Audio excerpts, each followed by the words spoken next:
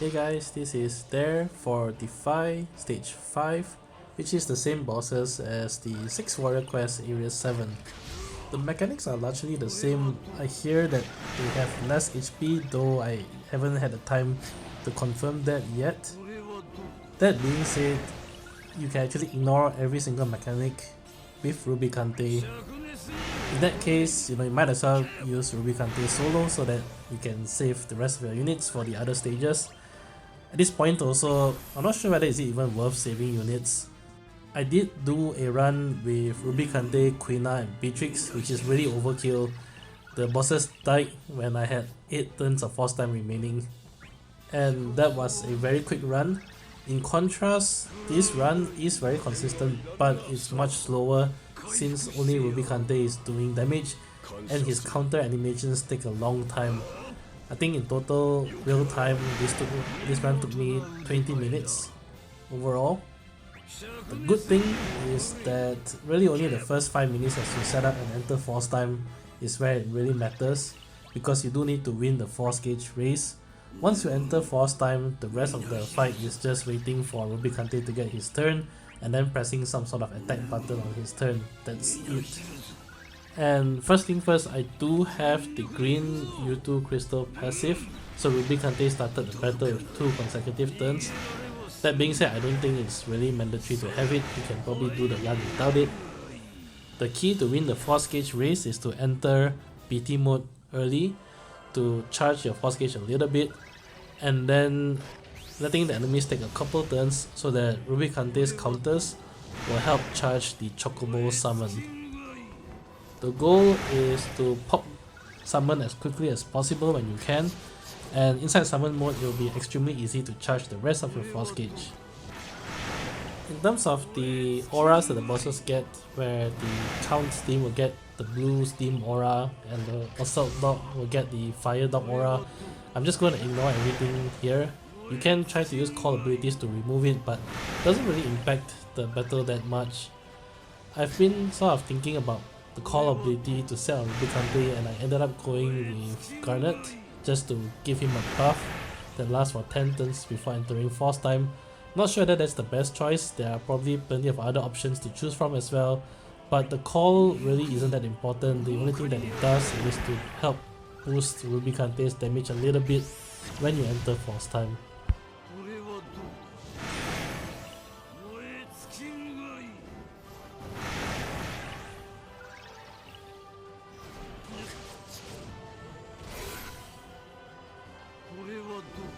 The moment summon is charged and you get a turn, just pop summon, so this is the best time to do it.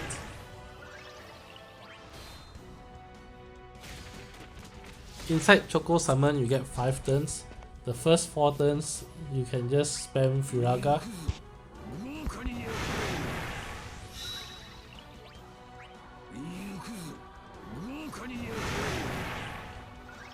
Don't do what I did here. I got greedy and decided to try to squeeze in an additional ability. This is a big mistake because it burns 1 turn out of his PT aura. You really want to just spam Furaga for 4 turns and then use FR here, but because I've pushed his turn out with the AA used earlier, I decided to pop the FR here instead.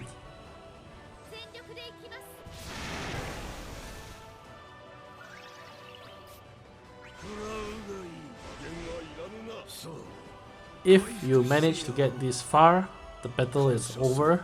Really, nothing on this stage can come even close to killing Rubicante.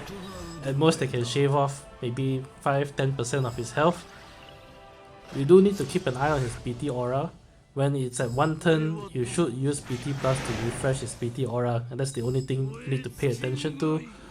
My PT aura is pretty low because I used the additional ability inside summon mode, so like I said, that was a mistake. Don't do that. To make the video a little bit more manageable in terms of time, I'm going to fast forward the rest of the fight, but I will slow the video back down so that you can get a look at the party setup screen at the end of the video. The only one thing I guess to take note of other than the PT aura is that during Rubicante's force time, he builds up the force gauge very quickly because each time the bosses attack you, you get plus 40% bonus. So with that, you should try to save his harder hitting attacks to use in the later parts of the fight as much as possible. Especially his force echoes. His echoes doesn't really increase your bonus that much in relation to the damage that it does, so it's better to use it when you're at 99% force bonus instead, so that you get the most bang for your buck.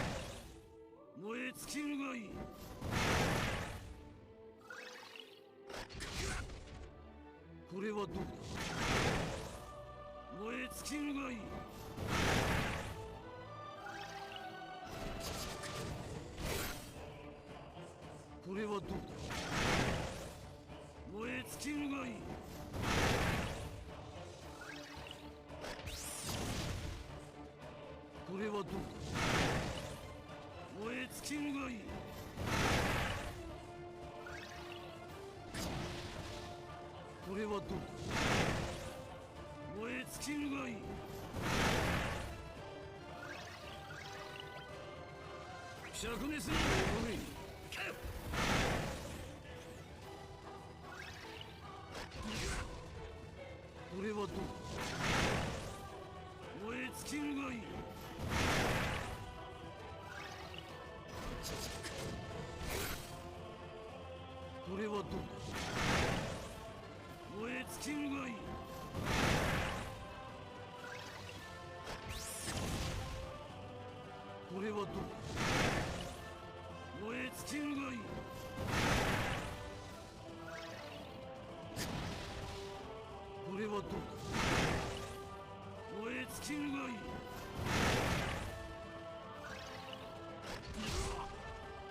これはどこ？燃え尽きるがいい。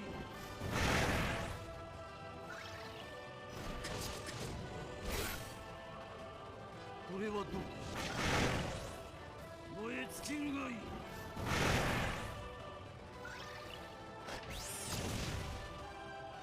これはどこ？燃え尽きるがいい。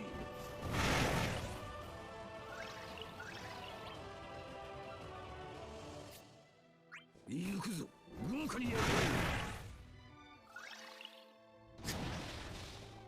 これはどこ？燃え尽きるがいい。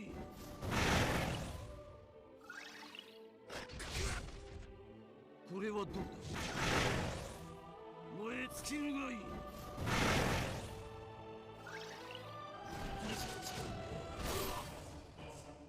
これはどこ？燃え尽きるがいい。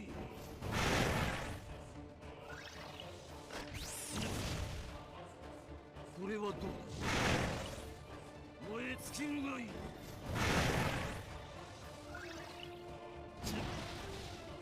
これはどこ？燃え尽きるがいい。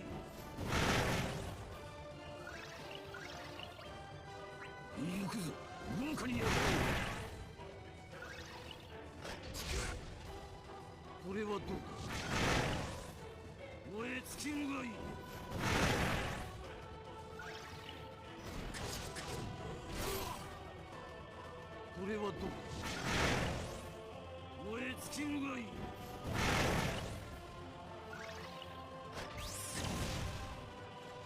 これはどこ？燃え尽きるがいい。行くぞ、豪華にや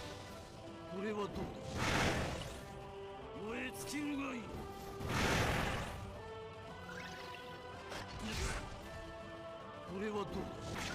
これはどこだ？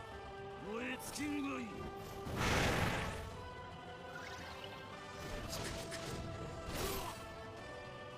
これはどこだ？燃え尽きるがいい。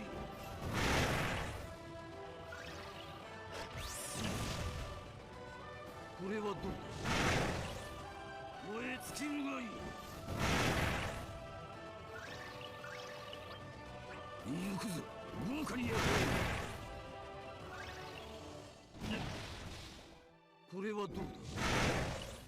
だ？燃え尽きるがいい。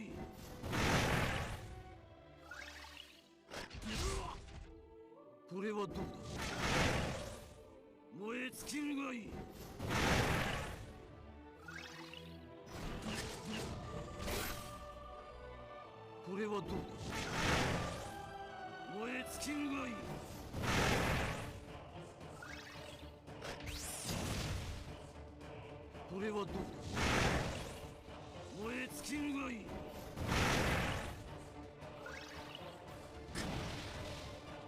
これはどこだ？燃え尽きるがいい。行くぞ、豪華にやる。これはどこ？燃え尽きるがいい。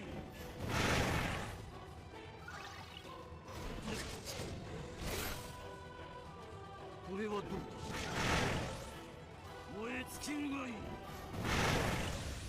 Finally, that's it.